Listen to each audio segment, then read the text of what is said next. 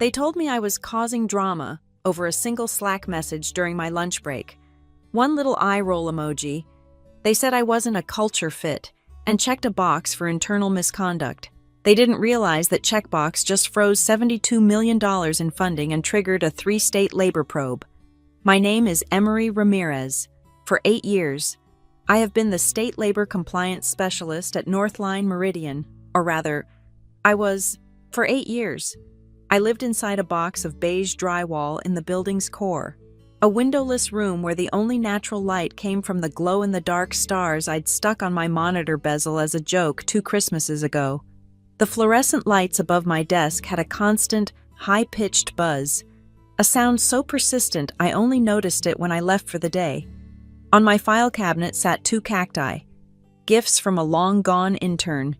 They were turning a sickly yellow-brown, fossils of good intentions. I felt, not far behind them. My job was not glamorous. It was not dynamic or disruptive, the 2 favorite words of our leadership team. My job was to make sure we did not get fined into oblivion or have our federal funding clawed back. I was the person who read the footnotes in 80-page addendums from the Department of Labor. I was the one who ensured that every time we onboarded a contract worker, and we onboarded thousands, their file was perfect. I-9 verification, state-specific wage disclosures, OSHA notifications, right-to-work forms. I labeled every single digital control form, meticulously. My archives were clean, cross-referenced, and auditable. No one ever thanked me for this, but the company had passed 8 straight years of audits without a single major finding. That was my work. That Tuesday started like any other. The recycled air smelled like burnt coffee and dust. I was deep in the Tri-State Workforce Commission files, preparing for a mid-cycle review. At 12:07 p.m., I sent a message on Slack. It was not to the Culture 5-Star channel or the Wins and Wows channel. It was a direct message to the Compliance Admin Pool, a channel we used for critical, time-sensitive logistics. The message was simple. Ping on Form L214 for the Great Lakes Grant, still showing as pending signature on the portal. This is the formal transfer of the named supervisor designation for the multi-state project. Needs to be executed by end of day, or we are out of compliance for the audit. 3 minutes later, a scent preceded an arrival. It was tranquil citrus, a cloying, chemical smell that always announced Tessa Vale, our head of HR. She appeared in my doorway, not holding a document or a laptop, but one of her signature-scented candles, unlit, as if it were a scepter. "Emery," she said, her voice a bright, brittle thing. "Got a minute? Just wanted to touch base. I'm in the middle of the tri-state audit. Tessa." "What's up?" "Well, that's just it," she said, stepping inside. The citrus smell instantly filled my small office, battling the dust and old paper. We're really trying to culture normalize our communications. We found that these abrupt pings outside of the standardized channels can feel a little disruptive. It's not very 5-star of us. You know, I stared at her. "It's a compliance deadline. Tessa, the L214. It's a legal document tied to federal money."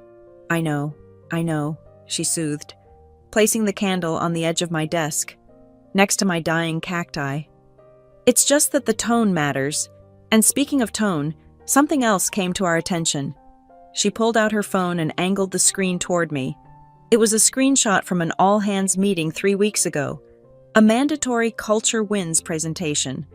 The slide on the screen was a blinding millennial pink, with the words, "Our culture is our compass," in a looping, unreadable font.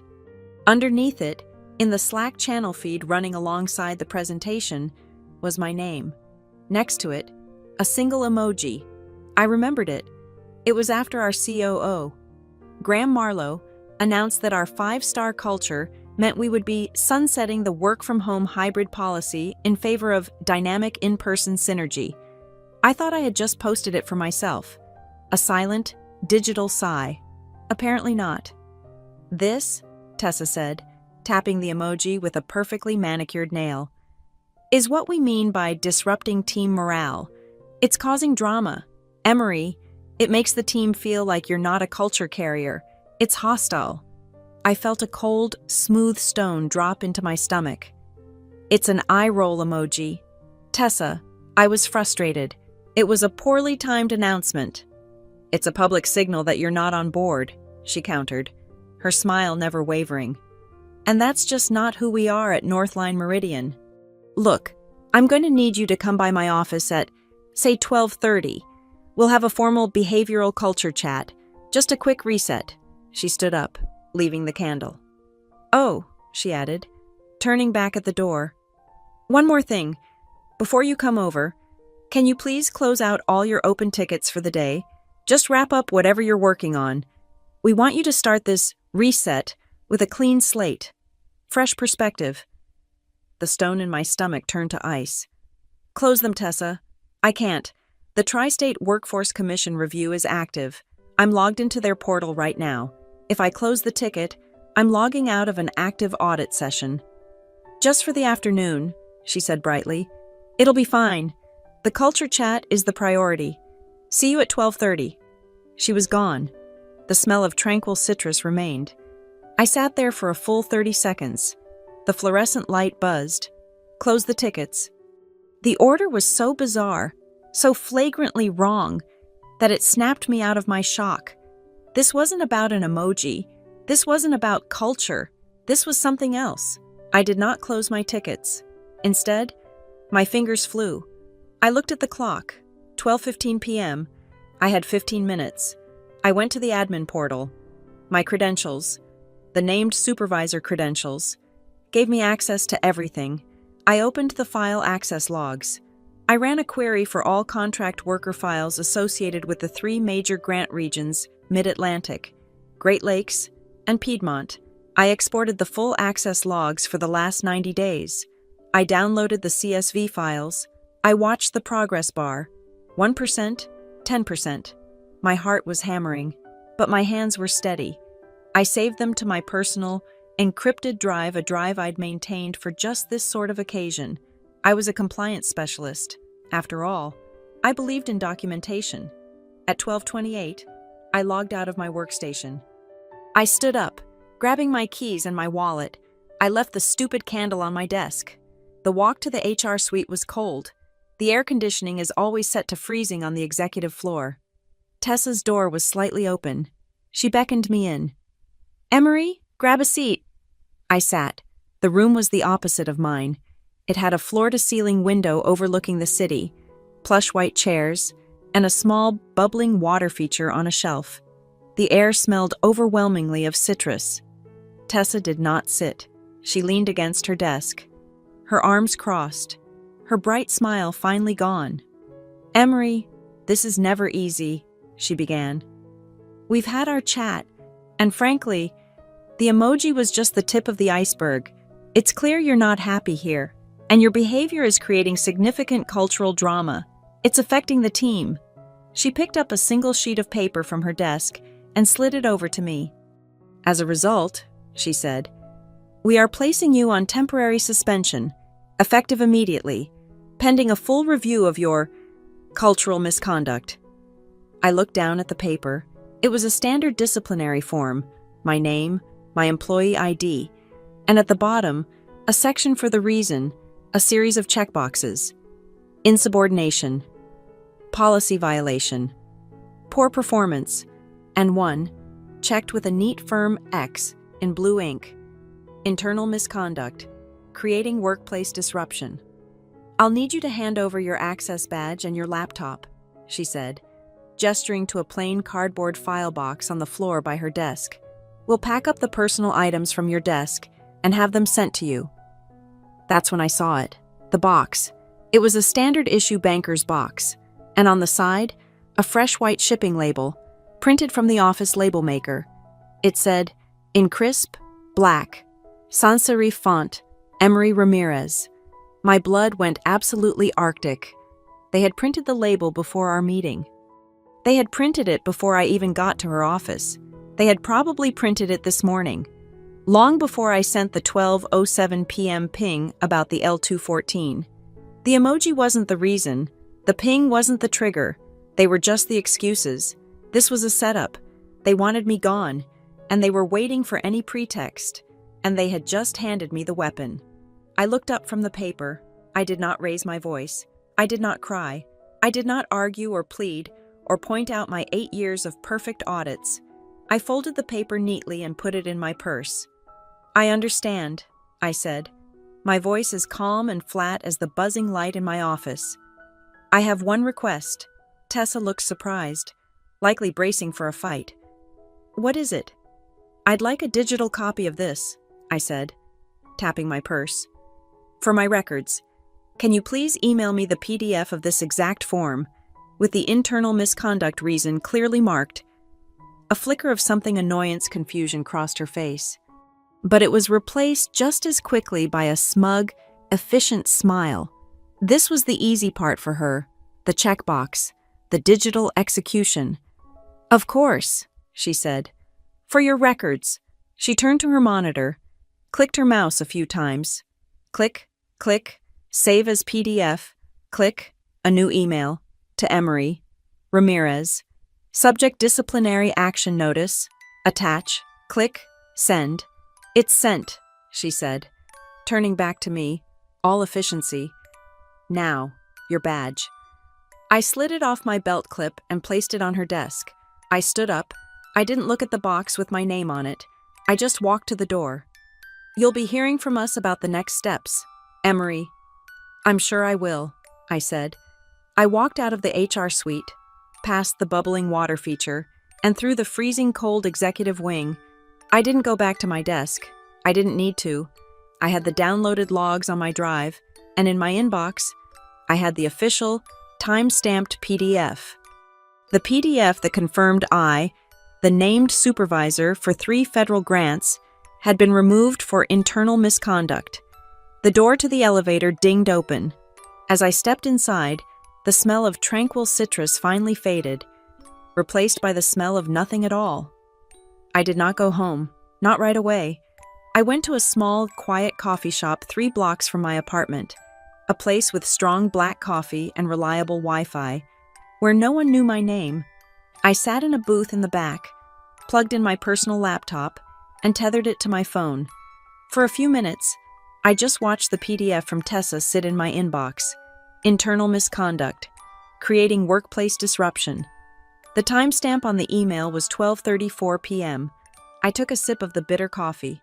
Then I opened my secure drive. This was not a company drive. This was mine. I called it my off-site labor oversight full archive.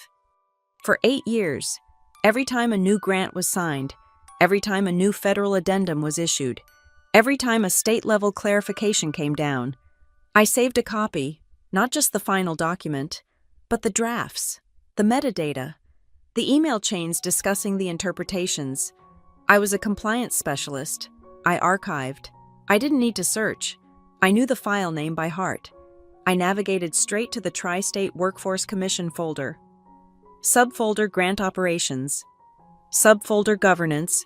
The file was TSOC Grant Addendum IX PDF, Appendix 9. The one nobody ever read, the one I had based my entire audit defense system around. My laptop fan spun up as the document loaded. I scrolled past the introductory language, past the funding formulas, past the reporting requirements, and landed on section C14, Supervisory Transfer and Continuity of Oversight. The language was dense, bureaucratic, and absolutely beautiful. It stated, in its own dry way, that for all multi-state funding programs, a named supervisor with active federal certification must be on file and maintain unbroken access to the compliance repositories. This person was the single point of contact, the legal throat to choke if anything went wrong, and then the trigger. In the event the acting named supervisor is removed, separated, or otherwise rendered incapable of performing their duties for any internal reason, including disciplinary action or misconduct, during an active audit cycle, all grant-related funds associated with said supervisor's portfolio shall be immediately frozen. Frozen, not reviewed, not flagged, frozen, it went on.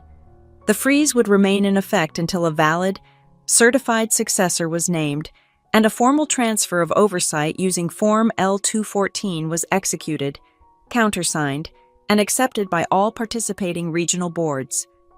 My heart wasn't hammering anymore. It was slow. It was cold. It felt like a piece of heavy machinery kicking into gear. I opened the file directory for the grant programs. There, in the digital signature blocks, was my name. Emery Ramirez, not once, 4 times. The Mid-Atlantic Infrastructure Grant, the Great Lakes Regional Workforce Program, the Piedmont Tech Initiative, the Tri-State Partnership Fund, all 4 programs, totaling over $70 million in combined federal and state federal money, listed me, Emery Ramirez, as the sole named supervisor. I double-checked the validation timestamp from the Mid-Atlantic DOL interchange portal. It was from 2 days ago, still active. They had built a bomb, and for 8 years, I had been the person patiently, meticulously, diffusing it every single day, and Tessa Vale, in her quest for a 5-star culture, had just walked into the room, complained about the drama of the ticking sound, and ripped out the wiring with her bare hands, the checkbox on my suspension form. Internal misconduct. It was a perfect legal match for the trigger clause. The form I had pinged about at 12:07 p.m., Form L-214, the very document required for a formal transfer of oversight. It was still pending. There was no successor. I knew for a fact that Jonas Kerr, the kid they'd just hired in compliance 3 weeks ago, didn't have his federal certification. He couldn't be the successor even if they wanted him to be. They hadn't just fired me.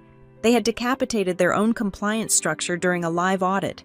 I pulled up the last file I had downloaded in that frantic 15 minutes, the access logs for the oversight repository, my credentials. E. Ramirez showed a forced logout and credential revocation at 12:31 p.m., right after Tessa's email. I scrolled through the logs for the rest of the afternoon, 12:45 p.m., 1:30 p.m., 3 o'clock p.m. Nothing. No admin-level access. No one from legal. No one from HR. Not a single person with sufficient authority had even looked at the repository. They had no idea. They had checked a box, packed my name on a cardboard box, and figured the problem was solved. They thought I was the drama. They didn't realize I was the only thing holding the roof up. I closed the archive. I opened a clean, sterile browser window and logged into my personal email. I composed a new message. My tone was not that of a disgruntled employee. My tone was that of a concerned, precise, and utterly neutral third-party auditor. I addressed it to the compliance liaisons at the Mid-Atlantic Department of Labor, the Great Lakes Workforce Board, and the Piedmont Regional Commission. Their email addresses were in my contacts. The subject line was simple. Status confirmation, Northline Meridian, named supervisor. My message was even simpler. To whom it may concern, requesting confirmation of the current status of the named supervisor transfer for Northline Meridian, specifically concerning grant programs.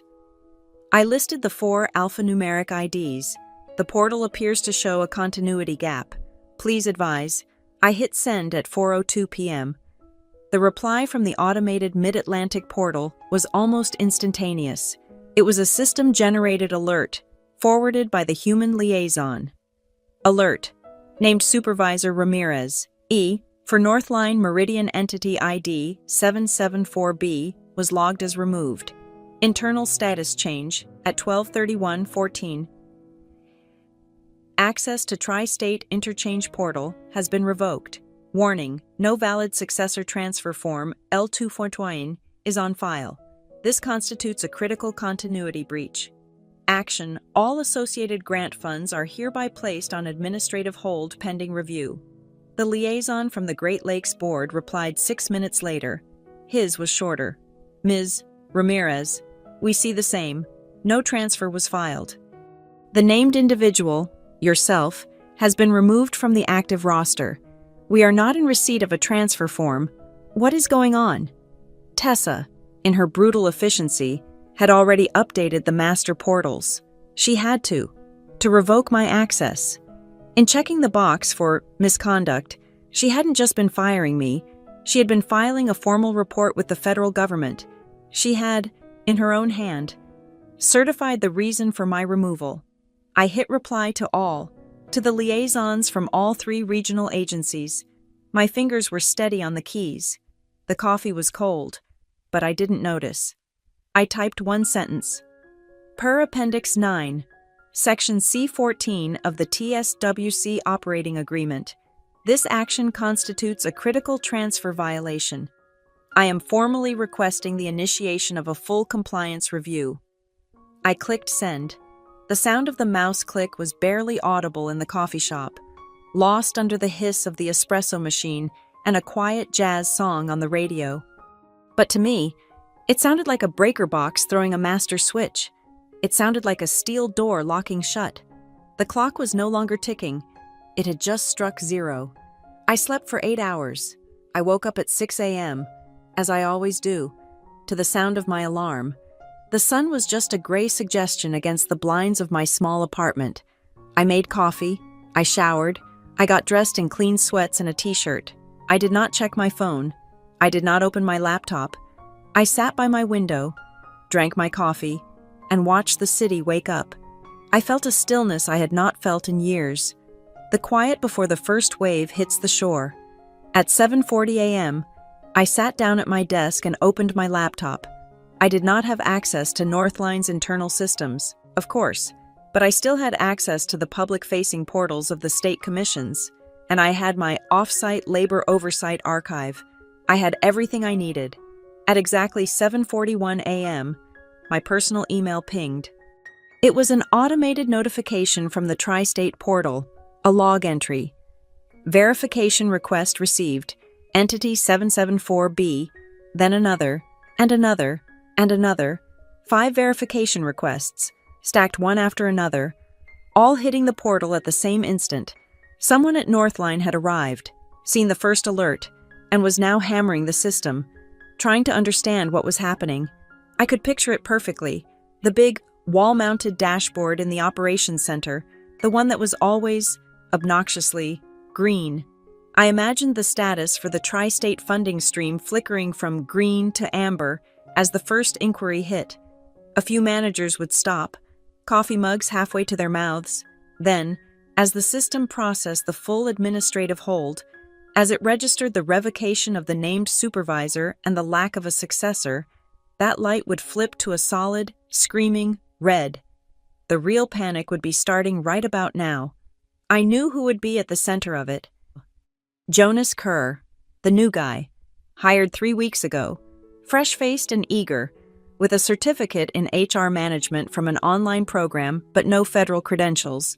He was the one Tessa had hired to support me, which I now understood meant replace me. I could see him, sitting at my old desk, trying to log into the compliance repository. He would be using the general admin credentials Tessa gave him.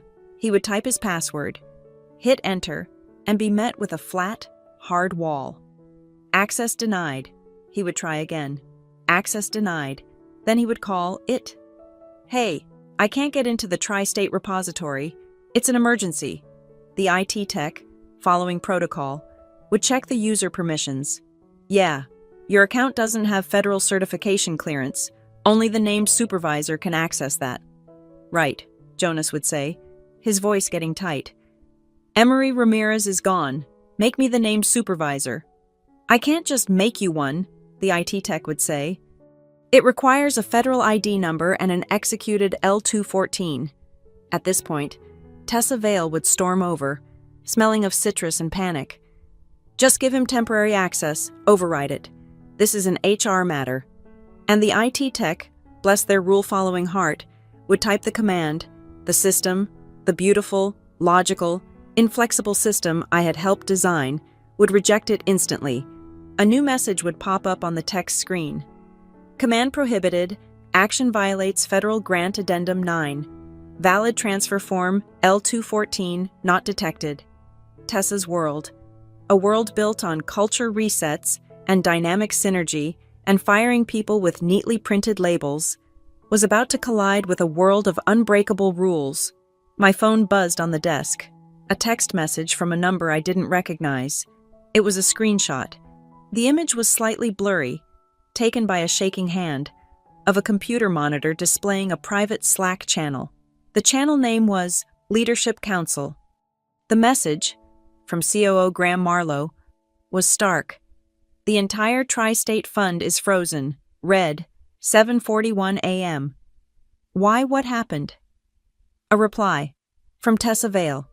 We had a minor compliance disruption. It's being handled. And then one, from the head of legal, who removed the named supervisor before the audit cycle was closed. Who signed off on that? I closed the message. I took another sip of coffee. It was still warm.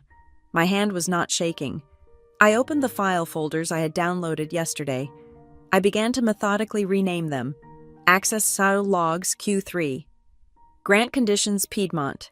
Supervisor Validation Archive. I worked with a steady, even rhythm. The buzz of my old fluorescent lights was gone, replaced by the quiet hum of my laptop and the distant sound of traffic. At 9:15 a.m., another email. This one was not automated. It was from the lead counsel for the regional board, the one I had copied on my request last night. The subject, urgent response required. Northline Meridian, entity 774B. The body was short. It was a formal notification. Northline Meridian has been placed on critical administrative hold. An explanation for the removal of the named supervisor, Emery Ramirez, citing internal misconduct without the execution of a transfer of oversight, is required within 48 hours. Failure to provide a satisfactory explanation and remediation plan will result in the entity's status being escalated to high-risk entity, triggering a full multi-state forensic audit of all labor practices, payrolls, and contracts. 48 hours. The hammer had fallen. I closed the email. I opened a new tab in my browser. I navigated to the State Secretary of State Business Registration portal. I had visited this page before. About a month ago, in fact, when I first saw the job posting for Jonas Kerr's position, the one with the title Compliance Coordinator, but with a job description that mirrored mine exactly. I had already done the research. I had already filled out the forms. I just hadn't filed them. I typed in the business name I had chosen. Ramirez Ledger Compass, an LLC for specialized labor oversight and compliance auditing. I uploaded the prepared documentation. I paid the filing fee with my personal credit card. The confirmation screen popped up. Congratulations, your business entity is now active. My phone buzzed again. Another unrecognized number, a different one, a simple, anonymous text. They finally stepped on the right landmine. Heard they're blaming you for sabotage. They're wrong. You were the only one holding the pin. I recognized the phrasing. It was a former external consultant, a brilliant woman who had warned Northline about their dynamic interpretation of wage-hour laws 2 years ago. They had terminated her contract and buried her report. I smiled. I looked at the high-risk entity email. I looked at my new business registration. They would need a path out. They would need someone to fix the unfixable. They would need a certified, independent auditor to come in, clean up the mess, and vouch for them to the federal boards. They would need someone who knew the system inside and out. They would, very soon, need me. I opened my scanner. I took the Northline Meridian Access badge I'd been given 8 years ago. I took a heavy pair of kitchen shears and cut it cleanly in half, right through the magnetic strip. I placed the 2 pieces on the scanner bed. Next to them, I placed the email from Tessa, the revocation of my credentials, and the official, time-stamped notice of my removal. I scanned them. I saved the file as Release of Conflict of Interest PDF. I was no longer Emery Ramirez, the disgruntled employee terminated for causing drama. I was Ramirez Ledger Company, the only independent consultant in the state who knew exactly where all the bodies were buried, and I was open for business. The 48-hour clock was running, but not just for Northline, it was running for the agencies. My email had not been a request for my reinstatement. It was a formal notification of a critical breach. I had effectively pointed a very large, federally funded spotlight at a dark corner, and now the inspectors were walking toward it. The freeze on the $72 million was just the beginning. It was the leverage, the real investigation, the one I had always known was waiting to happen. Started with a follow-up request from the regional board. My phone buzzed late that night. Another anonymous text, this time a forwarded email chain. The sender was the Mid-Atlantic Board. The recipient was Graham Marlowe, Tessa Vale, and the entire Northline Legal Department. The subject, Supplemental Request Payroll Data, Tri-State Grant. The Regional Control Board, having confirmed the supervisory breach, was now exercising its right to a full-spectrum review. They were no longer just asking about the L214. They were asking for the complete, unedited, weekly payroll registers for all temporary labor across all 3 states. Going back 18 months, this, I knew, was where the real rot was. I didn't hear anything for most of the next day. I spent the time formally structuring Ramirez Ledger Company, setting up bank accounts, and drafting a boilerplate service agreement for third-party compliance remediation. I was building the lifeboat they would eventually need. The next leak came, and it was a torrent. It was from one of my anonymous contacts, a mid-level payroll clerk who I had once helped with a student loan certification form. The message was just a string of screenshots from the internal compliance channel. The first was from Jonas Kerr, flagging a potential discrepancy in the wage hour logs for the Piedmont Group. The system logs wait time between shifts, but the payroll export isn't calculating it as time worked. It looks like we're shorting pay by 0.3 to 0.6 hours per shift, per employee. Is this an approved variance? The silence in the screenshot was deafening. No one had replied to him. Then, another screenshot. This one was a snippet of a CSV file, a subcontractor invoice from a company called Rivertide Staffing, one of our biggest body shops for temporary labor. I knew them well. They were notoriously sloppy. Jonas had highlighted a column, Mandatory Uniform and Kit Fee, a $25 deduction, weekly, from every employee. His comment below it, this fee is prohibited under the grant guidelines, and it's pushing several minimum wage employees below the state-mandated minimum. This is a 5-alarm fire. We have to pull these. I looked at that screenshot for a long time. Rivertide Staffing. I had flagged them 6 months ago. I had sent a formal memo to Tessa and Graham, warning that Rivertide's practices were predatory and non-compliant. Tessa's response, I recalled, was that Rivertide's CEO was a great culture partner, and that I should focus on collaboration, not policing. The next screenshot was the one that made my blood run cold.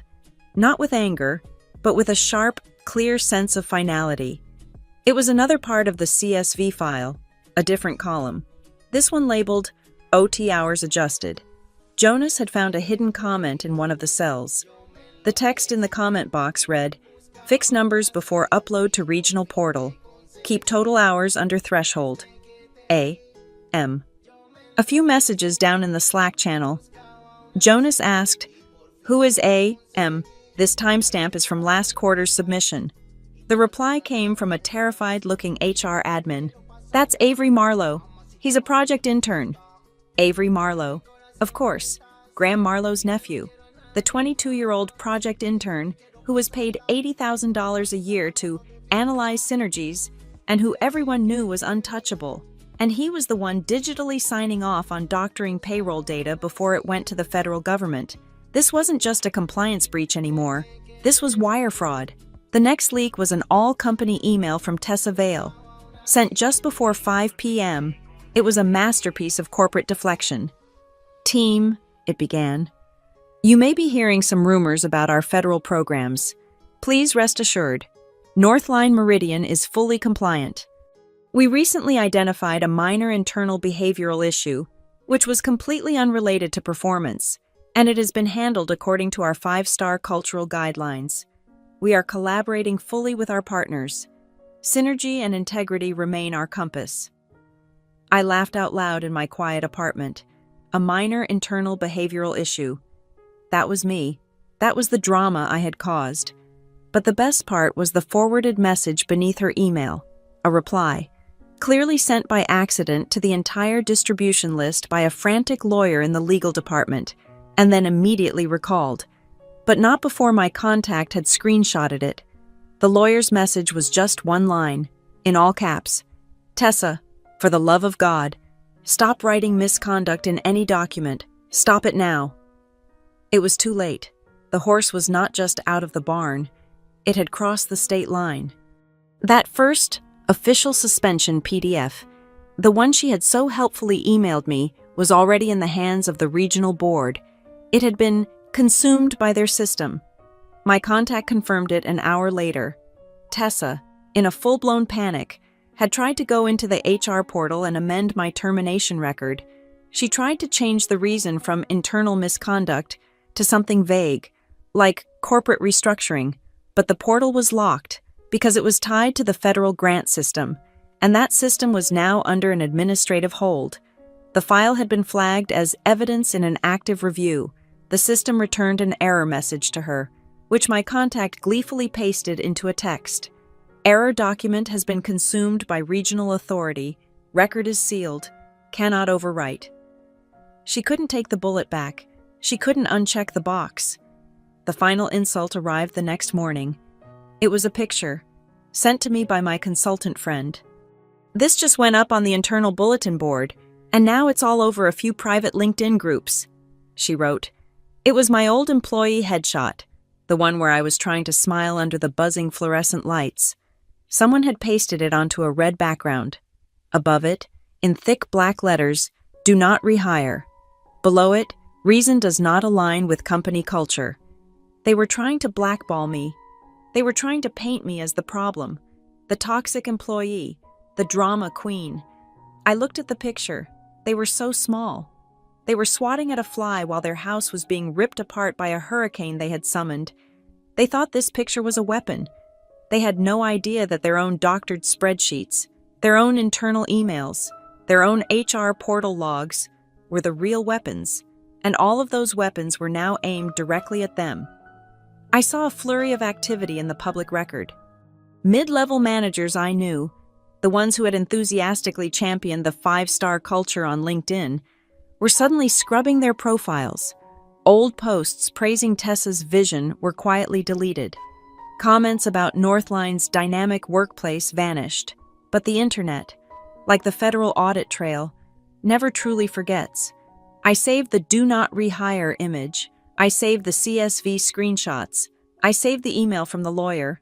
I saved the error message from the portal. I put them all into a new folder on my encrypted drive. I labeled it Phase 2. The chessboard was no longer small. It had expanded from a single form to 3 states, from one supervisor to hundreds of employees, from a simple breach to criminal fraud, and I was the only one who had the full map. The fallout began at 10 a.m. the next day. The 48-hour deadline was still active, but the regional board had clearly finished its preliminary assessment. The pressure was building inside Northline, and the first cracks were showing. My phone lit up. It was another screenshot, this one of a calendar invite. It had been blasted out at 9:58 a.m. from Graham Marlowe's account. The attendee list was a who's who of the executive suite. Graham himself, the general counsel, Costa Hale, the new head of IT, Tessa Vale, and at the very bottom, Jonas Kerr. The subject was written in stark, panicked capitals. Urgent risk mitigation call, 60 minutes. They thought they could defuse a multi-state federal labor probe in 1 hour. They still thought this was a PR problem, a messaging issue. I poured a fresh cup of coffee.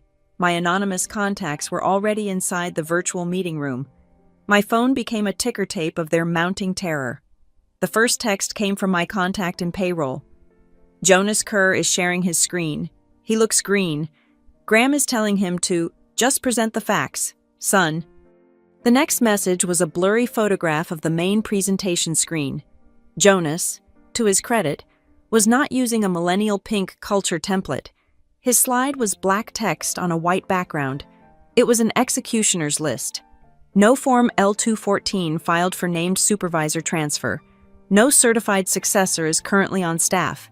4 federal and state federal grant programs are now on critical administrative hold. All funding disbursements are frozen. Jonas is just reading the points, my contact typed. His voice is cracking. Graham just has his head in his hands.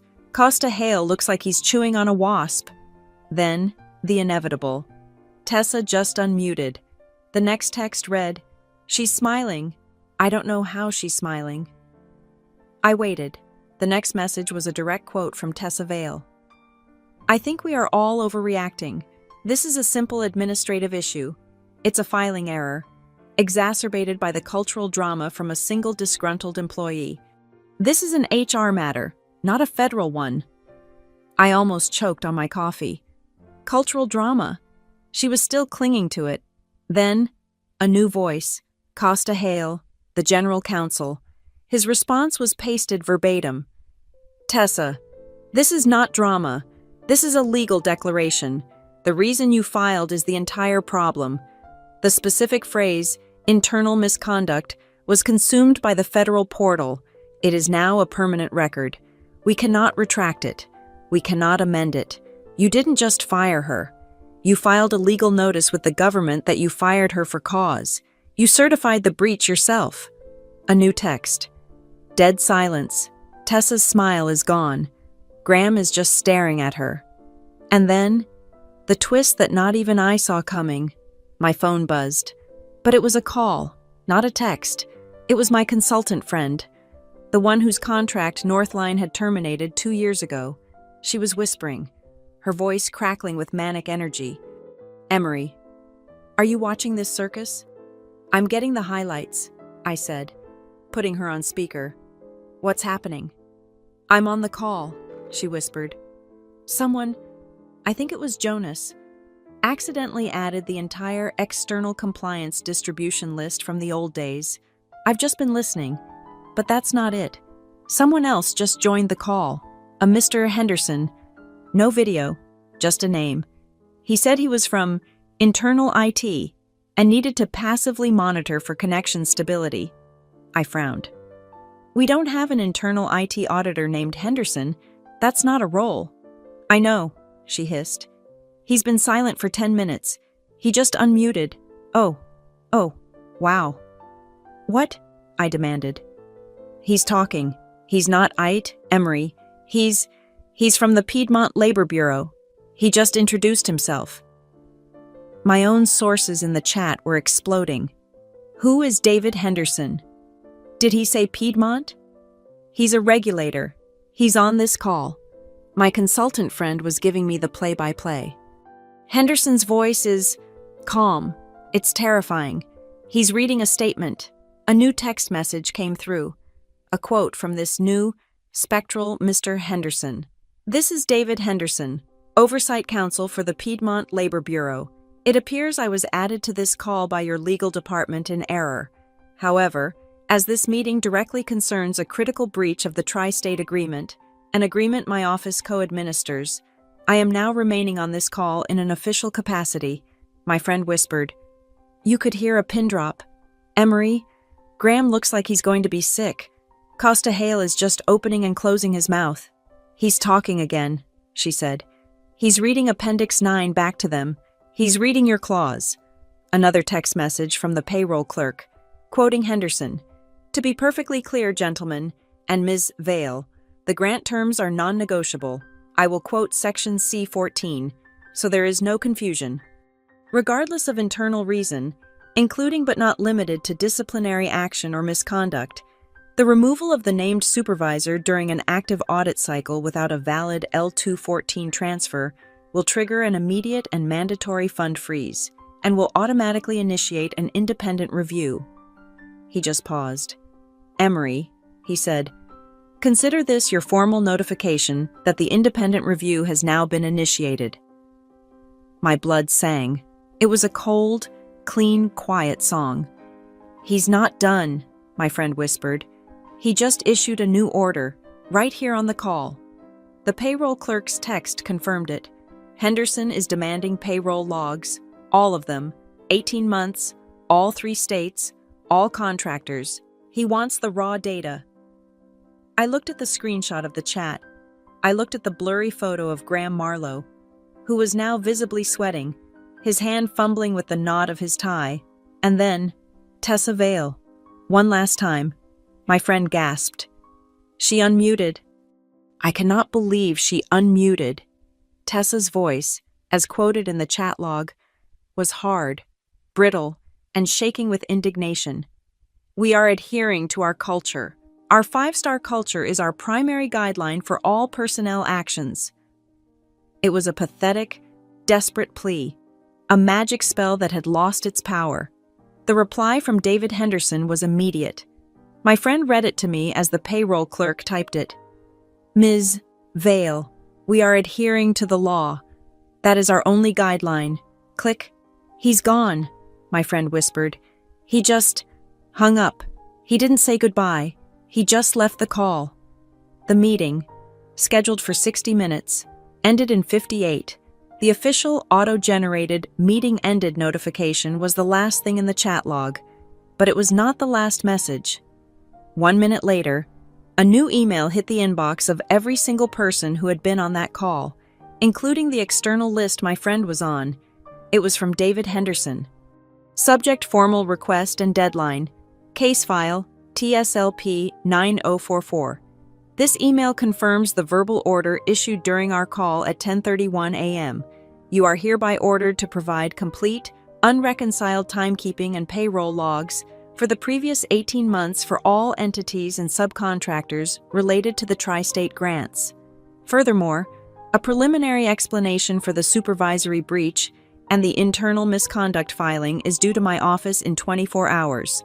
Your official case file reference is TSLP 9044. Good day.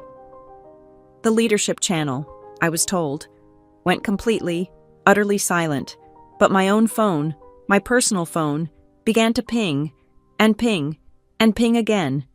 It was not the executives, it was the mid-level managers, the department heads, the admins, the people who had been deleting their LinkedIn posts. They were no longer just embarrassed. They were now, finally, terrified. And they were all asking me the same question. What happens now? The 24-hour deadline for Northline's preliminary response was a ticking clock in a soundproof room. I spent that evening in the blue-white glow of my monitor. Not waiting, but working. The pings from my various anonymous sources had quieted down. The panic inside Northline had apparently consolidated, becoming a dense, silent gravity. They were in the legal department now, sequestered, trying to find a lie that fit. At 10:17 p.m., a new email arrived. It was not a forwarded screenshot. It was a direct message to the personal email I had used to register my LLC. The sender was Maren Ellery. I knew the name.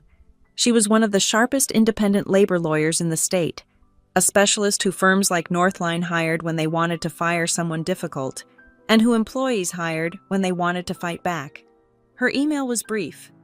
Ms. Ramirez, I was forwarded the "Do Not Rehire" bulletin that is circulating.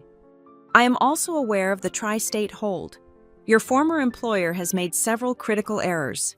The bulletin alone constitutes defamation per se and tortious interference, but I suspect that is the least of their problems. And yours. Your name is on the supervisory line. I imagine the files you maintained are thorough. If you wish to formalize a response and explore your options, I am available.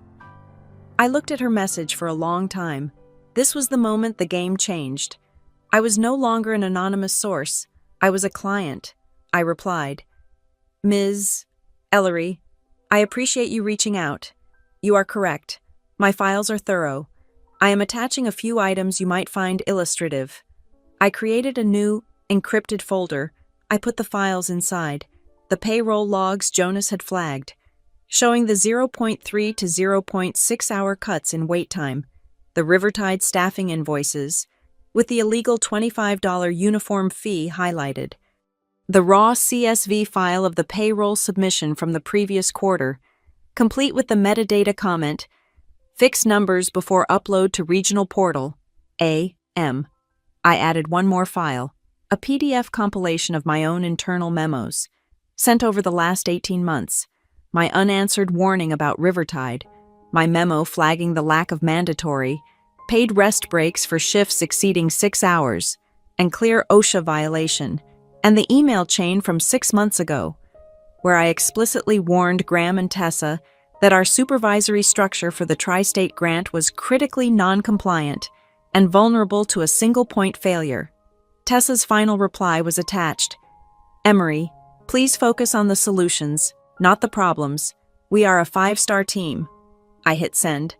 Marin replied at 11:30 p.m. The timestamp indicated she was working late, just like I was. Emery, the email began, this is not just a breach. This is a pattern of systemic, willful wage theft, documented and executed by an officer of the company.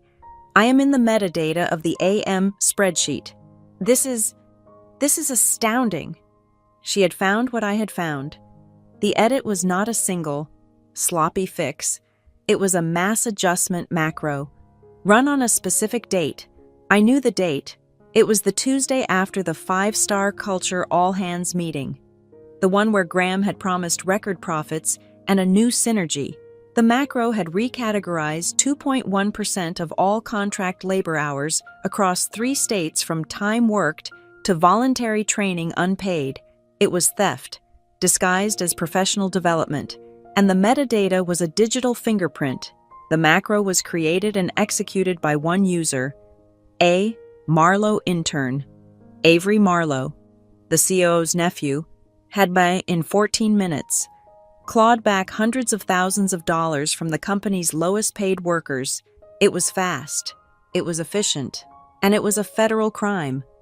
They didn't fire you for an emoji, Emery. Marin wrote, they fired you because you were the only one who knew how to read these files, and the audit was coming. At 6 a.m. the next morning, my inbox pinged again. It was from David Henderson, the Oversight Counsel for the Piedmont Labor Bureau. The subject was cold. Request for formal statement. Former named supervisor Emery Ramirez. My heart did not pound. It was steady. Henderson was moving faster than I'd anticipated. He was officially requesting a written statement regarding the standard procedures for Oversight Transfer Form L214, the status of the compliance repository at the time of separation, and any known impediments to a successor. He was not asking if I was upset. He was not asking about the drama. He was interviewing me as a subject matter expert. He was asking me to load the gun. I called Marin. He's asking for a statement, I said.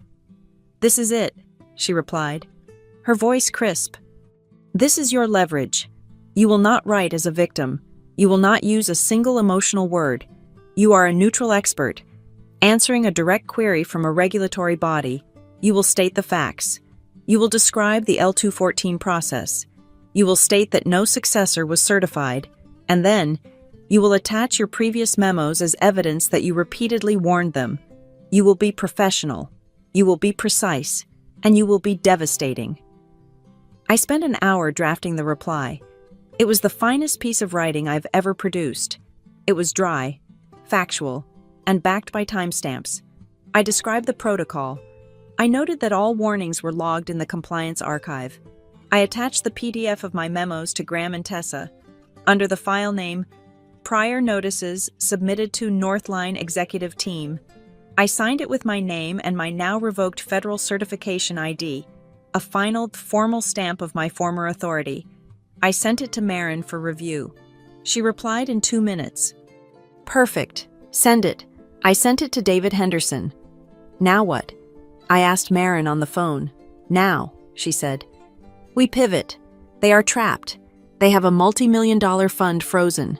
They have an active multi-state investigation. They have been caught committing systemic wage theft, and they have no certified compliance supervisor who can even begin to fix it. They can't hire a new one. Certification and vetting takes weeks. There is only one person on earth who can fix this for them, and they just put her picture on a "Do not rehire" poster. Me, I said. It was not a question.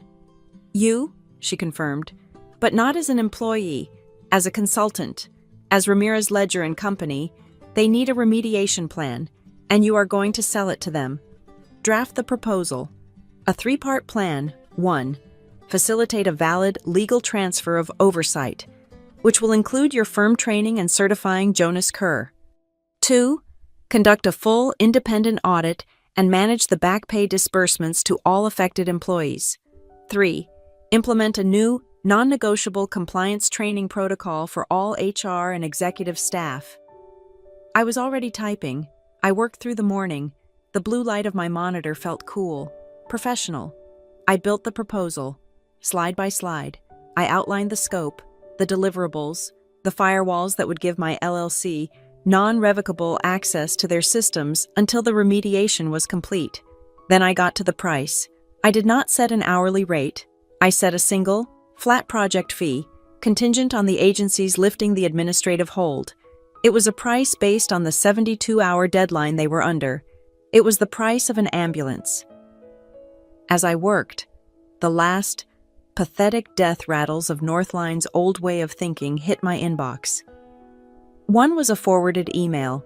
Tessa Vale, having realized her misconduct check was the trigger, had sent a correction email to David Henderson. "Dear Mr. Henderson," it read, "upon further review, the termination of Emery Ramirez was part of a planned corporate restructuring. The internal misconduct designation was a clerical error by my department. Please update your records." The reply from Henderson's office, sent 15 minutes later, was a digital slap. "Ms. Vale, we have received your email. The original, certified reason for separation has already been consumed by the Tri-State portal and is the material basis for the current review. Your correction is noted." The final leak was a Slack message from Graham Marlowe to Jonas Kerr. "Jonas, this is a nightmare. I need you to go into the portal. Just create a reverse transfer, an L214, backdate it to last Tuesday. We can say it was a system lag in filing. Just get it done." Jonas's reply was a long time coming. "Sir, I have tried. The portal has a hard lock on the date field. It is a federally managed interchange. The system is returning an error. Backdating of federal forms is not permitted. There is no way to do this." They were stuck. They had no way forward. They had no way back. I saved my proposal as a PDF. Ramirez Ledger Remediation Plan TSLP 9044. I attached it to a new, blank email. I did not send it. I just sat there, my finger on the mouse, and waited. The trap was built. The bait was set. All I had to do was wait for them to realize that the only way out was to call me and pay me to let them escape. The proposal was open on my screen. Ramirez Ledger Remediation Plan TSLP 9044.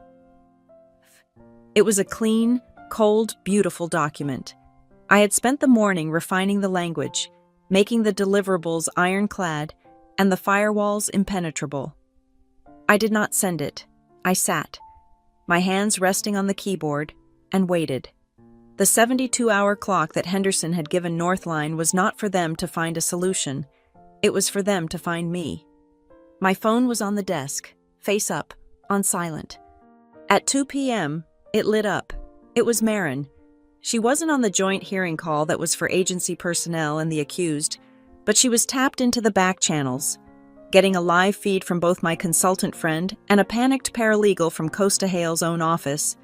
Her first text was a screenshot of the virtual meeting room, 4 squares on a screen, Graham Marlowe, looking ashen, his tie already loosened, Tessa Vale, staring into her webcam with a look of brittle, forced neutrality, a nervous, pale Jonas Kerr, and Costa Hale, their general counsel, surrounded by stacks of binders, already looking defeated.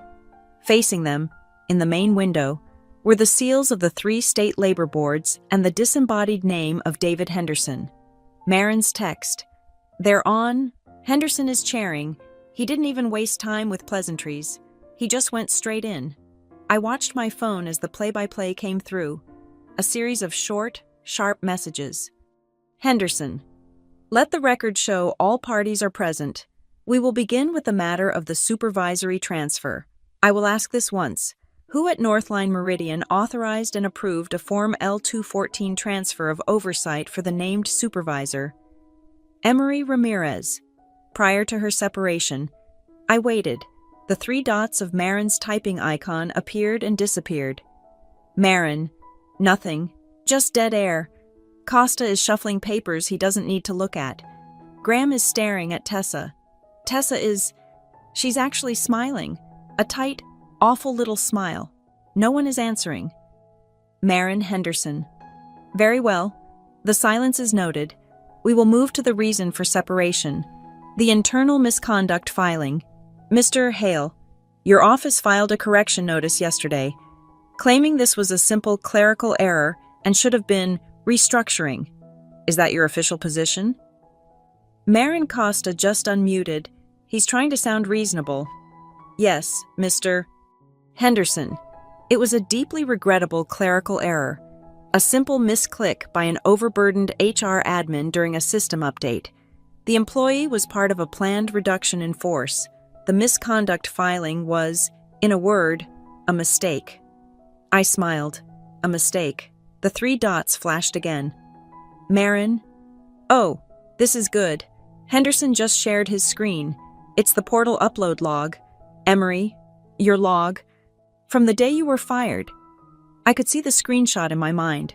The timestamp, the IP address, and the signature line. Marin Henderson, a misclick, Mr. Hale. Then can you explain this? He's highlighting Tessa's digital signature and the mandatory confirmation box right next to it. I have reviewed this submission for accuracy and certify it as true. Marin Henderson's voice just dropped a full octave. Ms. Vale, is this your signature?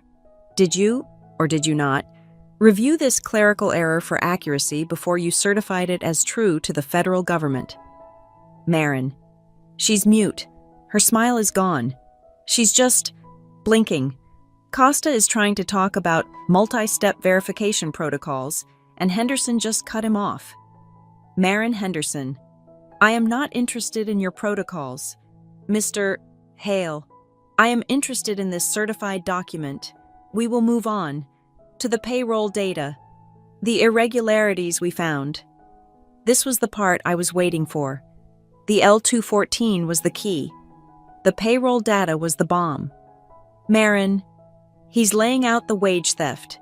He's citing the unified, downward adjustments to contractor hours across all 3 states, all with an identical timestamp. His question is simple. Mr. Hale, your explanation for this anomaly. Marin Costa is ready for this one. He's blaming the software. It's a tool synchronization issue. A new payroll module was pushed live that week. It's a data lag artifact. The numbers were reconciled in a later patch. It's a non-issue. He was lying. It was a good lie. Plausible, technical, vague. Marin Henderson is sharing his screen again. Oh, Emery. Oh my God. He's not just showing them the log. He's showing them the actual macro from the Excel metadata. Marin Henderson, a tool synchronization. Mr. Hale.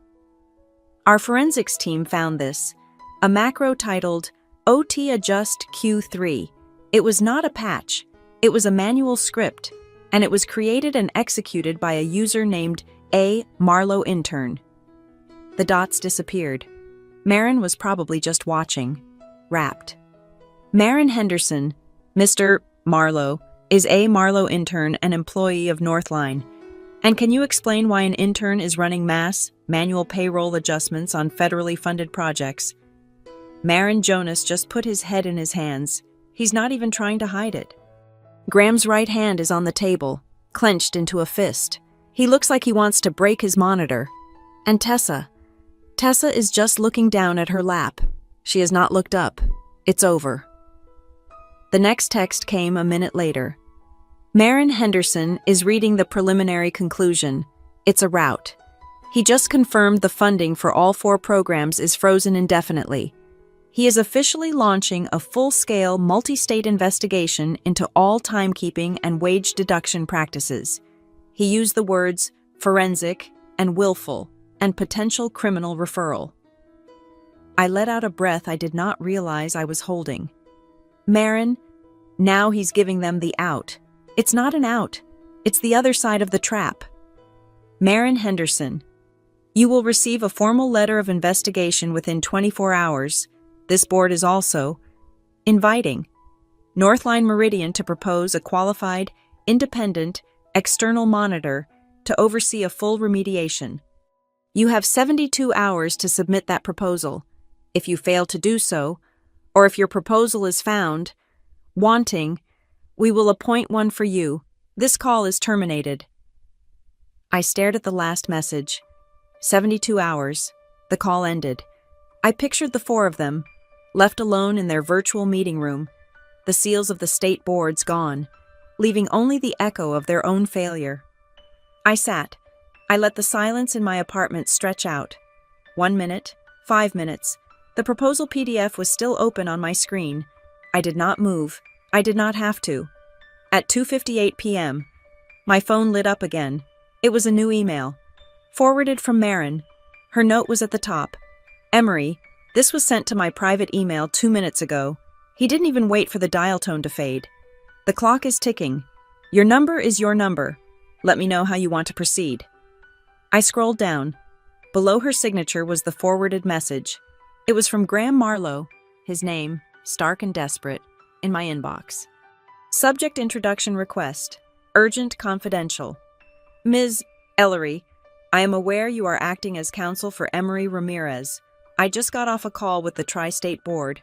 They are inviting us to find an external monitor. This Ramirez ledger company that Ms. Ramirez just registered, is it a legitimate entity? Can it do this work? I need an introduction. I need to speak with her. Now. Graham. I read his message twice. Is it legitimate? He was drowning and asking if the lifeboat was properly painted. I closed the email. I opened a new draft to Marin. I attached the PDF. Ramirez Ledger Remediation Plan TSLP 9044. My message to her was short. Marin, please forward this to Mr. Marlowe. Tell him Ramirez Ledger Com is not only legitimate, it is currently the only firm in the country that can solve his problem before his 72-hour deadline expires. And please, tell him to read the pricing page very, very carefully. I hit send. The email from Graham Marlowe was the electronic signature of a drowning man. Marin forwarded my proposal. Ramirez Ledger Remediation Plan TSLP 9044 at 2:59 p.m. Graham's reply to her, which she forwarded to me, came back at 3 o'clock. 60 seconds later, it contained only 2 words. Where when? Marin handled the logistics. I refused to set foot in the Northline Meridian building. That place was a tomb, sealed with toxic culture and buzzing fluorescent lights. I would not go back. Marin, understanding this, booked a neutral site conference room at a downtown co-working space, a sterile, glass-walled box named Synergy that smelled of industrial carpet cleaner and weak coffee. I arrived at 9 a.m. the next morning. It was exactly 23 hours after David Henderson had terminated the joint hearing. I brought my laptop, my portable printer, and a copy of the 7-page letter of intent. Marin was patched in via video conference, her face projected onto the large wall-mounted monitor, a silent, high-powered witness. They were already there, waiting, Graham Marlowe and Costa Hale, the general counsel. They looked like ghosts. Their expensive suits were rumpled, their faces a pasty, sleep-deprived gray. Graham's hands were clasped on the table, his knuckles white. Costa's briefcase sat beside his chair, looking less like a symbol of power and more like an anchor. Emery, Graham began, his voice rough. He was trying to summon his old COO charm, the voice that announced 5-star culture bonuses. But it was dead. Thank you for coming. We have reviewed the proposal. From your new company, it is exceptionally aggressive. Costa Hale, ever the lawyer, cut him off. He was all business, even in defeat. Look, Emery, let's stop the theater. You've made your point. It's a mess. David Henderson is on a warpath. We understand. He slid a single, folded piece of paper across the table. Graham is prepared to offer you a very generous 6-month contract as an external consultant. To make this right, we'll pay your LLC a substantial fee, a reasonable fee. In exchange, You'll retract the more inflammatory parts of your statement to Henderson. Sign a standard non-disclosure and non-disparagement agreement, and this all goes away. A hush money contract, a gag order. They still, after all this, thought I was just a disgruntled employee they could buy off. I didn't even look at the paper he'd offered. I looked from Costa to Graham, then up at Marin's face on the monitor. I didn't smile. "Goes away?" I asked. My voice was quiet, and the quiet sucked all the air from the room. "You mean the systemic wage theft? You mean the fraudulent payroll submissions? You mean the do not rehire poster you plastered on the company bulletin board?"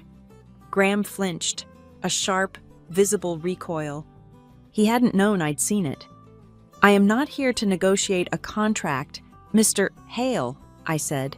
I opened my laptop and plugged it into the monitor, replacing Marin's observant face with the cold, black and white title page of my proposal. "I am not here to be hired by you. I am here to present the only solution that keeps Northline Meridian solvent and your executive team out of a federal courtroom. You are not my clients. The compliance is my client." I advanced the slide. "You've read the executive summary. Let's discuss the terms. Because you do not have time to negotiate." I laid it out. My voice was the same one I used to use to read federal addendums, flat and devoid of emotion. Tier 1 oversight and transfer. Effective immediately. Upon signing this letter of intent, Ramirez Ledger and Company assumes temporary named supervisor status. We meaning I will unfreeze the compliance repository.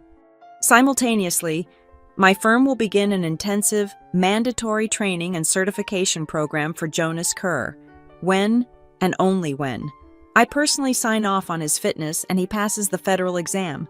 Will we execute a valid Form L-214 to transfer oversight back to him? Not before. Graham and Costa just stared.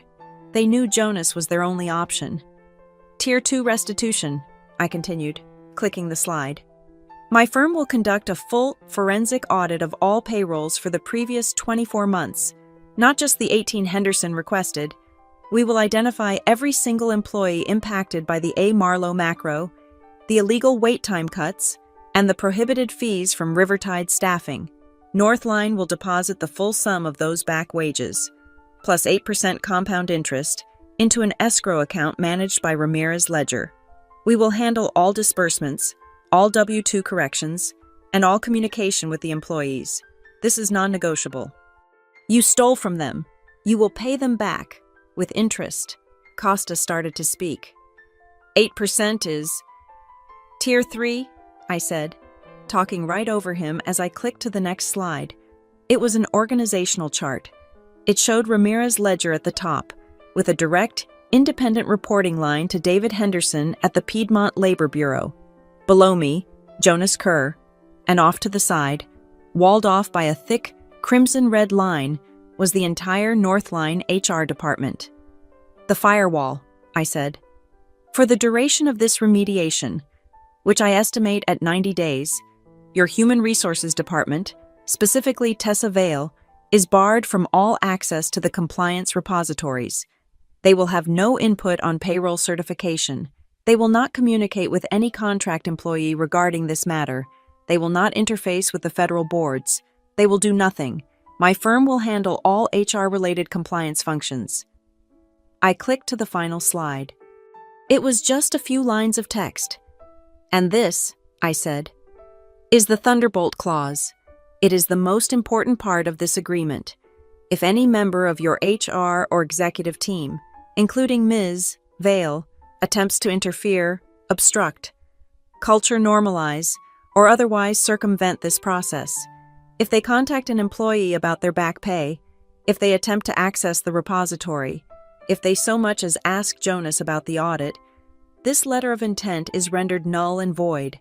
I will immediately cease all remediation, lock the repositories permanently, and file a formal final report of non-compliance and executive obstruction with Mr. Henderson's office, and I will advise him to proceed with the full weight of the criminal referral he mentioned on yesterday's call. The room was absolutely silent. The only sound was the hum of the co-working space's ventilation. Graham was staring at the red line on the org chart as if it were a wound. Costa Hale found his voice first. He was trying to haggle, even now. This is extortion. Emery, you can't dictate our corporate org chart. You can't demand 8% interest. The statutory rate is 4%, and this Thunderbolt clause is an unacceptable liability. It's unprofessional. I didn't answer him. I minimized my presentation. I pulled up a new window on the monitor. It was a simple, web-based countdown clock, the one David Henderson had started. It read 51 hours, 12 minutes, and 20 seconds. I just pointed at the screen. 51 hours, I said. That is how long you have to submit a signed proposal from an independent monitor. That monitor is me. This proposal is the one.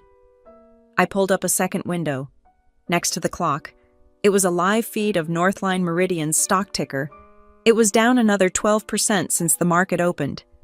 And that, I said, is your unacceptable liability. You are not negotiating the price, Mr. Hale. You are not negotiating the interest rate. You are negotiating whether Northline Meridian exists on Friday. Graham Marlowe let out a sound. It was a long, slow, shuddering sigh. It was the sound of a man's pride breaking. Costa, he said, his voice a gravelly whisper. Shut up. He looked at me. His eyes were defeated. Print it. I hit the print command. The small portable printer on the table whirred to life. A sharp, clean sound in the tense room. It spat out the 7 pages of the letter of intent. I squared them up and slid the stack across the table. Graham picked up his pen.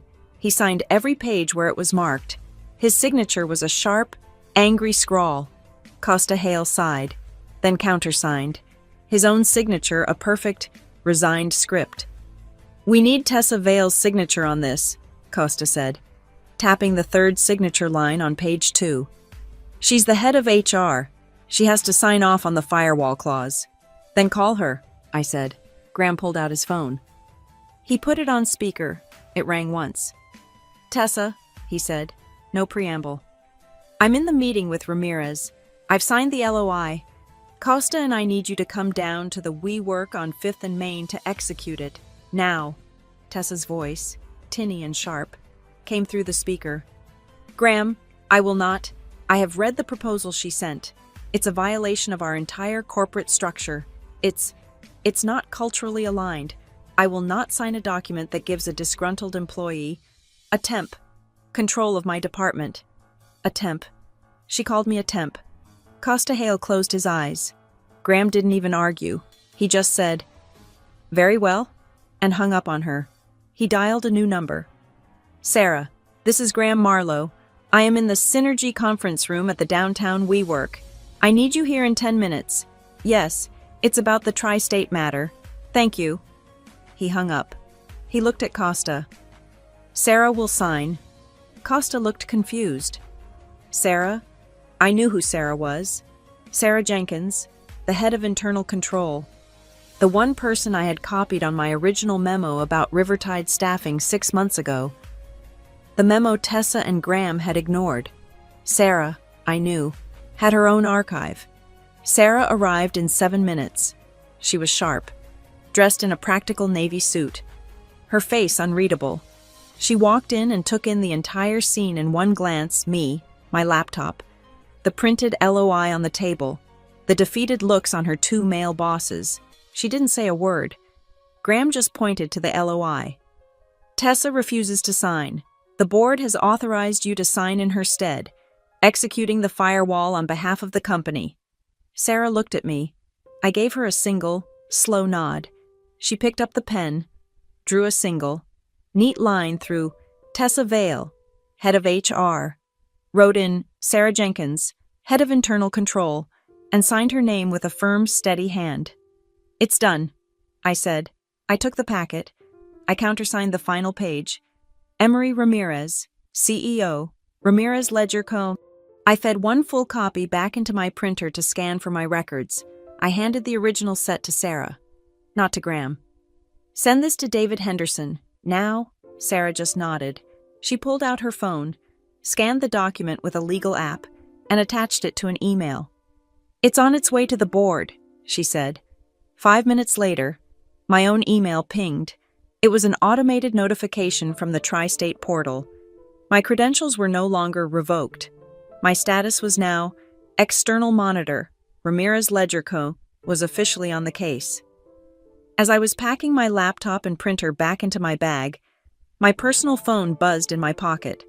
It was a new text message from Jonas Kerr. "Ms. Ramirez," it read. "I just saw the LOI. I want to learn how to do this right. The certification. I want a test. Will you actually mentor me? I will give you full transparency. I just want to fix this." I looked at his message. He was the one who had tried to flag the payroll issues. He was the one who looked green on the call. He wasn't one of them. I typed back a simple reply. "Transparency is the only condition. I will send you the study materials tonight. The first module is on federal wage hour law. It is 700 pages. I expect your summary by Friday." I zipped my bag and stood up. Graham and Costa were still sitting there, 2 stone statues in a glass box. Sarah had already left. "The 72-hour clock for submission is stopped," I said to Graham. He looked relieved. Just for a second. "Don't be," I said, walking to the door. "The 90-day clock for remediation starts now. Tier 1. My first official act is to file the L-214, naming Ramirez Ledger as supervisor. My second is to give you your first invoice. It's payable on receipt." I walked out of the Synergy room, the smell of burnt coffee and old carpet fading behind me, and into the rest of my new life. My first invoice, the one for the consulting fee I had priced as an ambulance, was paid by Northline's finance department in under 3 hours. The 90-day clock for remediation was officially running. My first act was to take possession of the kingdom. I logged into the compliance repositories using my new, non-revocable, external monitor credentials. The firewall I had demanded in the letter of intent was active. I could see the entire HR directory, but their access to my world was grayed out. I found Tessa Vale's account. Status: permissions revoked, no access. It was a small, perfect moment of digital justice. My second act was to email Graham Marlowe. "You have 72 hours, I wrote, "to produce a complete and accurate list of all back wages owed under the terms of the remediation plan. That is Tier 2. Item 1. The clock is running." He delivered it in 48. The file that landed in my inbox was massive, a spreadsheet compiled by a frantic, hollow-eyed Jonas Kerr. It was their attempt at a full confession. It listed 1,462 employees across all 3 states. The total projected payout, according to their numbers, was $6.8 million. It was a staggering sum, designed to look like total surrender. I looked at it for 10 minutes, and all I could see was the lie. It was a lie of omission. As required by my agreement, I forwarded the submission to David Henderson at the regional board. "Mr. Henderson," my email stated, "please find Northline's preliminary restitution proposal. My independent audit of these figures begins immediately." His team, now fully activated, was faster than I was. They already had the A. Marlowe intern macro isolated. They ran it against Northline's confession. The reply from Henderson's office came the next morning. It was not a phone call. It was a cold, official email. "Ms. Ramirez, we are flagging 219 instances where voluntary training hours, matching the OT Adjust Q3 macro, are still listed as non-compensable. Northline's total does not include this sum. Their submission is incomplete. Please advise your client that this is unacceptable." They were still trying to hide it. Even with the gun to their heads, they were still trying to protect Avery Marlowe's fraudulent macro. They were confessing to the wait time cuts and the illegal fees, hoping the agencies would be satisfied with the $6.8 million and miss the voluntary training scam. They were wrong, and they were about to be buried. A new email landed in my personal inbox, sent to a throwaway account that Maren Ellery had set up. The sender was anonymous, but the details were explosive. It was from a former payroll manager who had quit 6 months ago. "I wasn't on the culture call," the message began, "but I was in the Q3 planning meeting. I heard Graham Marlowe give the directive himself. He said the contractor burn rate was unacceptable and that the numbers needed to be cleaned before the quarterly report. He looked right at Tessa Vale and his nephew and said, 'Find the synergies, clean the data.'" That was the phrase. Clean the data. I resigned the following week. Good luck. Clean the data. This was the intent. This was the smoking gun that moved everything from error to fraud. I stripped the metadata from the email, packaged it as a certified anonymous tip, and forwarded it to both David Henderson and my lawyer, Marin. Now, I had the keys. I had the mandate. I had the motive. I went back into the repository. But this time, I wasn't just looking for the L214. I was doing the deep dive I had wanted to do for 8 years. I isolated Rivertide Staffing, Graham's protected subcontractor. For years, their contracts had been a black box. I opened it. The $25 uniform fee was just the start. It was amateurish. The real grift was in the subcontracts. I found overlapping billing, where Rivertide was charging Northline for the same employee groups twice, under 2 different project codes. I found administrative processing fees and tech surcharges being illegally deducted from the employees' pay, pushing them, again, below the minimum wage. It was a systematic, parasitic relationship, and it was all approved by Graham. The theft was so profound, it infected everything. Since I had the full payroll logs, I ran a simple cross-check against the OSHA compliance sheets. The law was simple and mandatory. Paid 10-minute rest break for every 4 hours worked, and a mandatory 30-minute meal break for any shift exceeding 6 hours. I pulled the logs for the Piedmont night shift. Dozens of employees, regularly working 7, 8, even 9-hour shifts. The payroll proved they were clocked in. The OSHA documentation logs were blank. No recorded meal breaks, no rest periods, just 9-hour stretches of data entry in a windowless room. It was another systemic violation. This one not just about money, but about basic human safety. I packaged my findings: the Rivertide fraud, the OSHA violations, the confirmed wage theft. I sent it to David Henderson as Supplemental Report 001. His reply was a single, devastating sentence. "Ms. Ramirez, this goes far beyond a supervisory breach. This is a pattern of willful criminal practice. We are strongly suggesting that we transfer this entire file to the State Attorney General's office for a full investigation into Northline Meridian's labor practices." The suggestion, I knew, was not a question. It was the next escalation. And as the company was staring down the barrel of a criminal referral from the Attorney General, Tessa Vale was busy rearranging the deck chairs.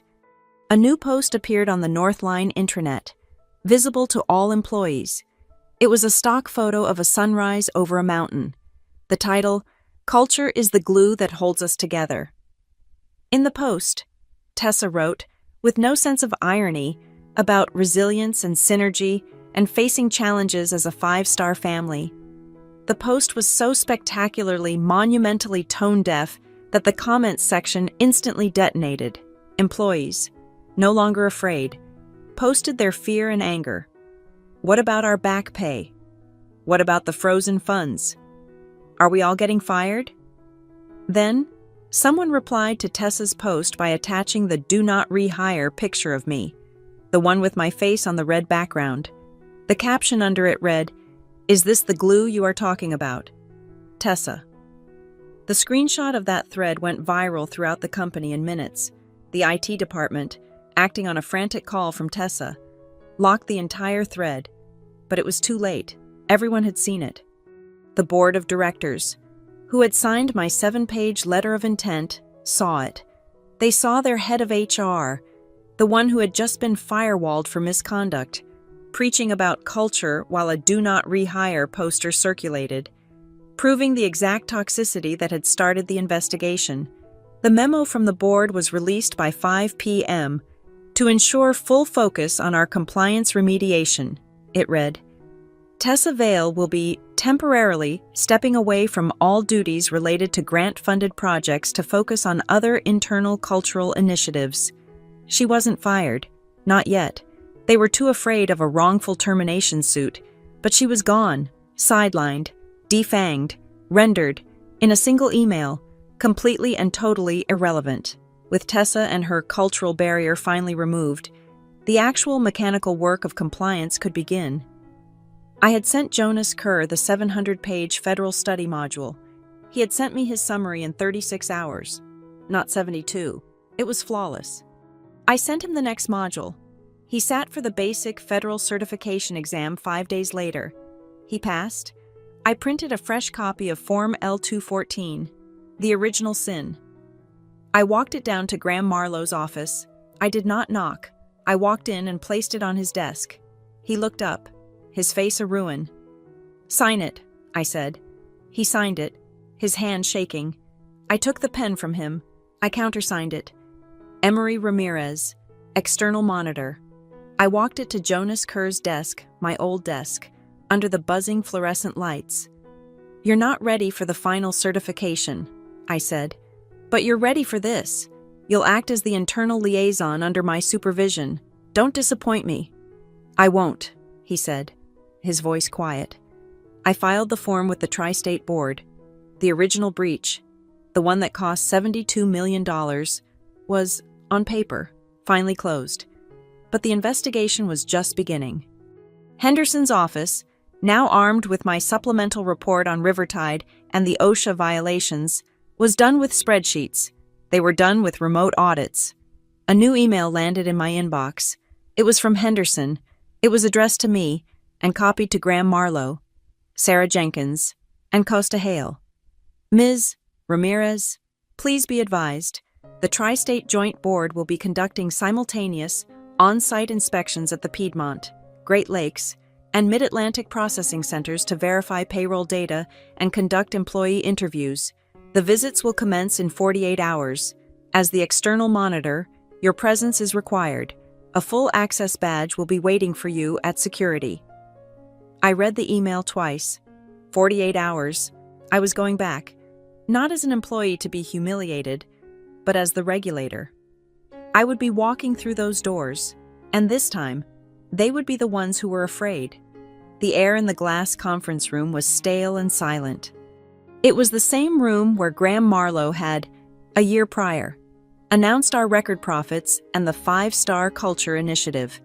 Today, it was a burial chamber. I sat on one side of the massive mahogany table. My laptop was open. My remediation plan was printed in a neat stack. On my nameplate, it did not say Emery Ramirez, Compliance Specialist. It said Ramirez Ledger County. On the other side of the table sat the remnants of Northline's leadership Graham, his face the color of ash, Costa Hale, the general counsel, looking ashen and sleep-deprived, and Sarah Jenkins, the head of internal control, her face an unreadable mask. Jonas Kerr sat behind them, in a chair against the wall, not at the table. He clutched a notebook. At the head of the table sat the real power, David Henderson from the Piedmont Labor Bureau, flanked by 2 other grim-faced representatives from the Great Lakes and Mid-Atlantic boards. They were not here to negotiate. They were here to deliver the verdict. They opened their thick numbered binders in unison. Costa Hale, the lawyer, tried to speak one last time. He was a man performing a role he knew was already over. "Mr. Henderson, gentlemen," he began, his voice raspy.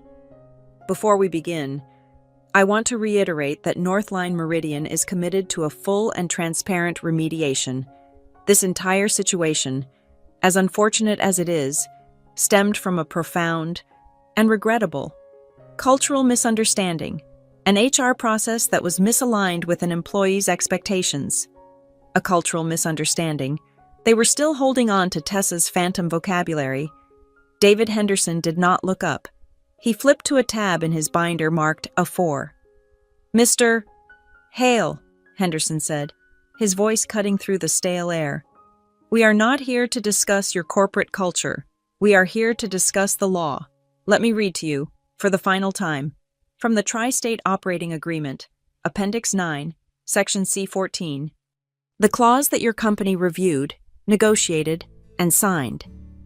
He read it slowly, each word a hammer blow. The removal of the named supervisor, for any internal reason, including but not limited to disciplinary action or misconduct, during an active audit cycle, shall trigger an immediate and mandatory fund freeze and will automatically initiate an independent review. He finally looked up, his gaze pinning Costa to his chair. Your head of HR certified the misconduct in a legally binding document. Your supervisory chain was broken during a live audit. The trigger was pulled. The only misunderstanding here seems to be your belief that this clause was somehow optional. Costa Hale fell silent. Graham just stared at the wood grain of the table. Henderson turned his gaze to me. Ms. Ramirez, you are here today as the external monitor. You have submitted several supplemental reports. For the benefit of the Northline Board, who seem to be struggling with the sequence of events, please summarize your findings. This was it. I did not stand. I plugged my laptop into the monitor at the end of the table. My screen flashed onto the wall. It was not a slide deck. It was a flowchart, a map of the entire disaster. This is what happened, I said, my voice as calm as it was in my old, windowless office. It was not a cultural misunderstanding. It was a sequence of verifiable, time-stamped decisions. I pointed to the first box on the left of the screen. It begins here, a Slack emoji, the pretext, an eye-roll emoji used to justify a behavioral culture chat during my lunch break. I clicked, and a red line connected to the next box, which led directly to this, the 12:34 p.m. email, the internal misconduct checkbox, the trigger, certified by Ms.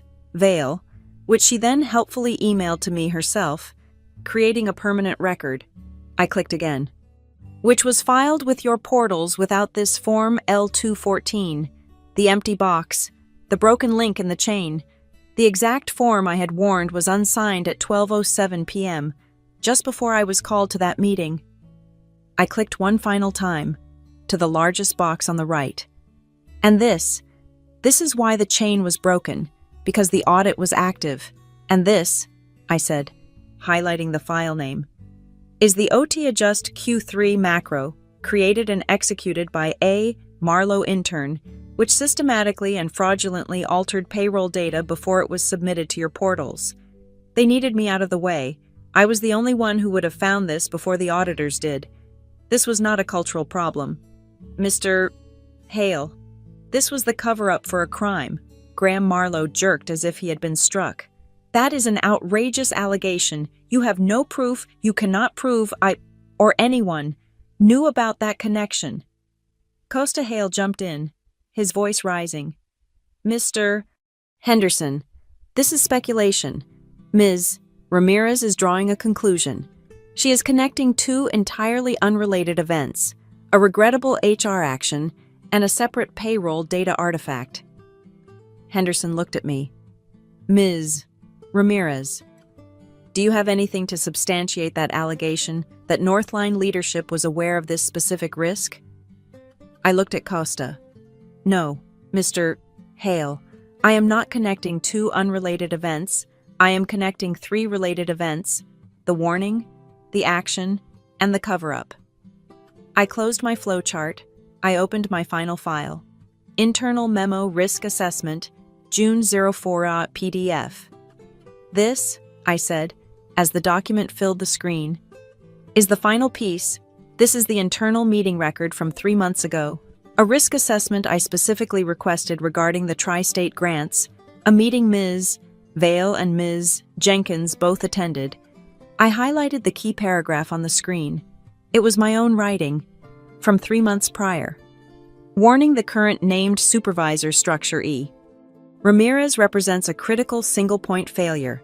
If the supervisor is removed for any reason, disciplinary or otherwise, during an active audit cycle, it will trigger Appendix 9, Section C14, and freeze all associated funds, and right next to it, in the margins of the document, was the digital annotation, a comment, added by Tessa Vale. Note defer. This is an administrative procedural issue, not a cultural priority. THV. I scrolled to the bottom of the document. And here, I said, is the final page. The electronic sign-off. Reviewed and acknowledged. Signed. Tessa Vale. Date June 4th. The room went dead. It was complete. I had shown them the map. I had shown them the motive. And now, I had shown them the signature proving they knew exactly what they were doing. They knew the risk. They knew the clause. They had been explicitly warned, and they checked the box anyway. David Henderson looked at Graham Marlowe. His expression was granite. Mr. Marlowe, your team was warned. They knew the specific clause. They ignored the warning, and when the supervisor was removed, your office attempted to change the reason to clerical error, and your COO's nephew was caught, on record, doctoring the very payroll data that was under audit. The time for discussion is over. Henderson stood up. The other two representatives stood with him. This is the conclusion of the preliminary board, Henderson announced, his voice filling the room. We are hereby activating a full formal, multi-state labor probe into Northline Meridian and its primary subcontractor, Rivertide Staffing. The freeze on all $72 million in funding will remain in effect until all restitution, plus interest, is paid in full, and until the external monitor, Ms. Ramirez, certifies that you are 100% compliant. This is no longer a review, it is a formal investigation. The silence from the Northline side was absolute. I glanced at Jonas Kerr. He was staring at me, his notebook open. He wasn't afraid. He was studying. He slowly, deliberately, nodded his head. Henderson sat back down. That brings us to the final item, the remediation. He motioned to the stack of paper in front of me. The board has reviewed the Ramirez Ledger remediation plan. We find its terms appropriate. He looked at Graham. You have 90 days, starting now. Graham Marlowe, a man I had once seen command a room of 1,000 people, looked broken. He picked up the pen, the one I had left on the table. He signed the final, binding copy of my 3-tier plan. He accepted the firewall. He accepted the interest rate. He accepted the 90-day deadline. The moment his pen lifted from the page, the other two representatives stepped forward. They placed 3 thick, spiral-bound packets on the table in front of him, making a heavy thud. This, the woman from the Great Lakes Board said, is your on-site inspection schedule. Our teams are mobilizing as we speak. This is the formal request for all employee interview access. And this, she added, placing a final, red-bordered document on top, is the legal order to impound all timekeeping data, all servers, and all executive communications related to A. Marlowe, effective immediately. It was done. I stood up. I began packing my laptop into my bag. I gathered my flowchart printout. Graham was just staring at the red-bordered order. He looked up at me, his eyes hollow, searching. All this, he whispered, a question for a world he no longer understood. For an emoji, for drama. I paused at the door. I looked back at him, at the glass room, at the buzzing lights I had finally escaped. You are still wrong, I said. This was never about drama. Procedure doesn't care about drama. It only cares about a signature. I opened the door. In the hallway, a team of 6 people was waiting. They were the auditors, the forensic accountants. They were dressed in quiet, practical suits, holding briefcases, their faces neutral and professional. They looked like a current of cold, clear water. As I stepped out, they stepped in, moving past me into the conference room, flowing over the threshold to begin the work. The knot was tight. The investigation was, finally, officially, underway. Thank you so much for listening to this story. I want to know what you think. So please comment below and let us know where you are listening from today. I love to see how far these stories travel. If you enjoyed this, please subscribe to Boss Revenge Stories, like this video, and give it a boost by hitting that hype button so more people can hear this story.